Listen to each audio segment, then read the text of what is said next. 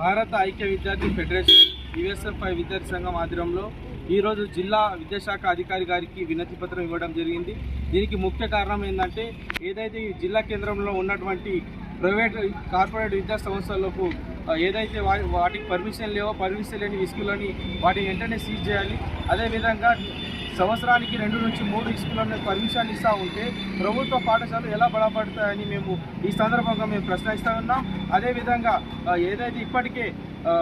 ఏదైతే ప్రభుత్వం ఉందో ఇప్పటికే ప్రైవేట్ స్కూళ్ళల్లో కార్పొరేట్ స్కూళ్ళల్లో పాఠ్య పుస్తకాలు కానీ యూనిఫామ్స్ కానీ కూడా దాన్ని ఉత్తర్వులు జారీ చేసినప్పటికీ కొన్ని ప్రైవేట్ పాఠశాలలు కానివ్వండి, అదేవిధంగా కార్పొరేట్ పాఠశాలలు కానివ్వండి, వాళ్ళ ఇష్టానుసారంగా వాళ్ళ తల్లిదండ్రుల నుంచి మేము మంచి చదువు చెప్తామనేసి చెప్పి వాళ్ళ గ్రామాలలోకి వెళ్ళి మా దగ్గర తక్కువ ఫీజులో మంచి చదువు ఉంటుందని చెప్పి వేలకు ఫీజులు దోపిడీకి గురి అయితే చేస్తూ ఉన్నారు.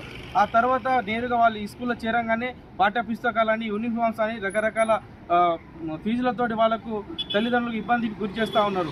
వీటిపైన విద్యాశాఖ అధికారులు వెంటనే చర్యలు తీసుకోవాలని ఈరోజు రాష్ట్ర పిలుపులో భాగంగా డిఓ గారికి మేము వినతి పత్రం ఇవ్వడం జరిగింది.